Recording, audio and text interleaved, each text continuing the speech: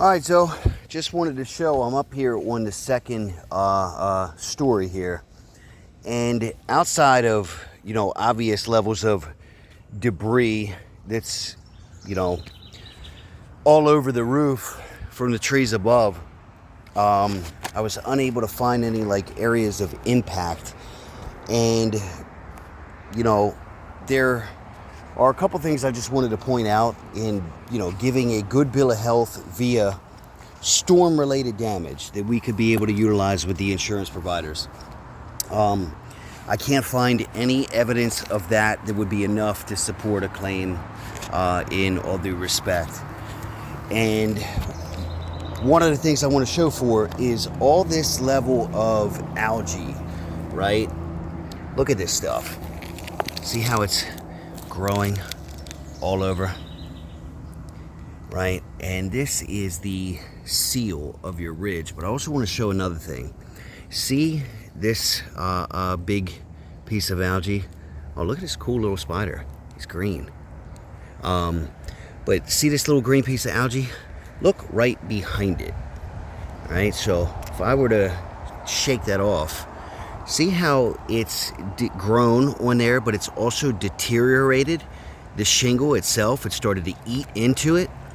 That is, it's not insurable, but that is irreparable damage to the shingle itself. You can see it started to corrode, and all these little fiberglass fibers, they're exposed, which is breaking down the integrity of the shingle. Water can definitely get in through those areas. And it's all over your roof. Look, right? Here's another level next to here. Hold on. There we go. I'm trying to find my way with the camera all over through here, right? Look at that. Into there. This is all over your roof. And it's nasty.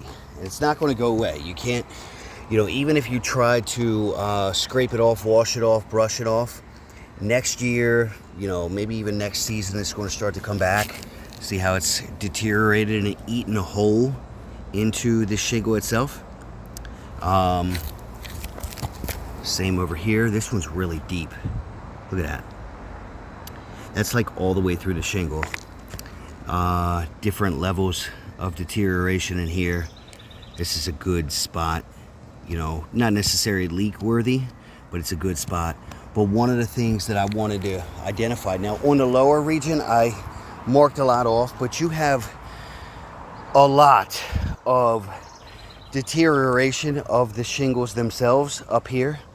You can kind of see from the level of discoloration, right? Where it looks like streaking or the roof is fading. And that's another level of ventilation. That's, it's hot. It's super hot today. Your roof is warm and it hasn't rained in freaking, a week or so to where legitimate enough the roof should still be moist, right? And even with the sun beating down all day, nice hot day, nice hot week, your roof is still collected moisture that you can feel to the touch, right? And that's all from somehow water getting underneath of the shingle itself to where, obvious areas of plywood are soft and bouncy to the touch right up underneath of me, and all of these areas where you can see the shingle is darker and streaking. Over time, that's, we don't know how long this has been going on either, but it's a very common thing that we see. It's all signs of a failing roofing system. Now, this isn't to say that your roof is falling apart today, but what I would say is the longer that this stuff, algae, continues to grow on the roof and deteriorate the rest of the shingles, the more and more of this you're going to see, which is then going to start, obviously deteriorating the rest of the shingles on the roof and getting down into the plywood, where now, potential plywood and insulation, where now that problem, when addressed in the future, not only becomes more expensive from a roofing perspective with all the inflation that we've seen, but, now you're addressing the decking itself, which is all the plywood underneath to support the structure of the home. And that would turn into a massive, massive cost that would, crush most American families. And so, here's another example. I don't know what this is from. It actually looks like a super straight cut. So I'm assuming it's when they were cutting this area, they flipped their shingle upside down with the razor and probably cut another shingle to fit on top of this during the install, and it cut right through. Happens a lot. I'll show you other evidence of it. But water and debris is getting right into there and into the roof and the decking itself.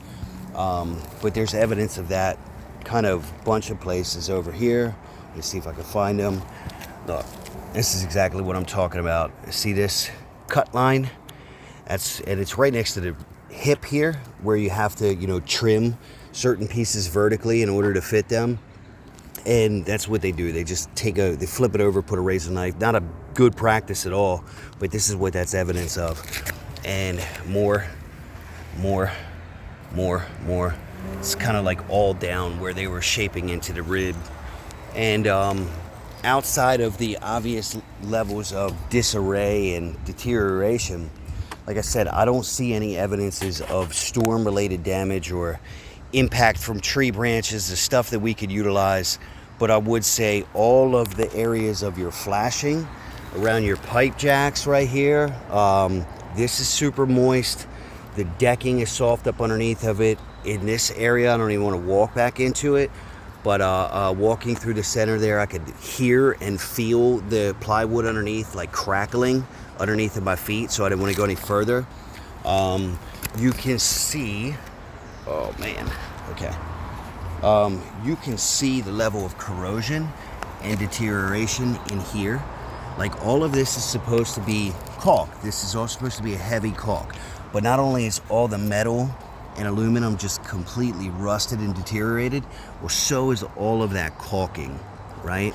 And you can see it's completely broken around where that seal is supposed to be for your shingles, so it's letting water all inside the roof. And same with over here, like there's like no caulk left on this pipe jack itself, right? Look at how the cut shingles are right around it.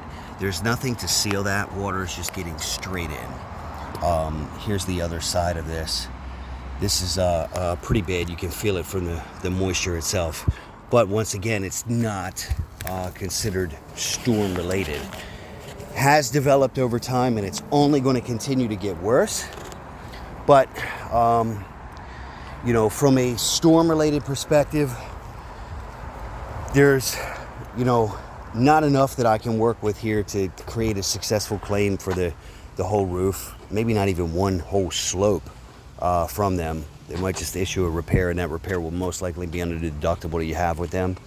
But I want to cut this video here on the second story, hop down the ladder, and then show you the rest around the chimney and the skylight, so at least you can see what I see from up here.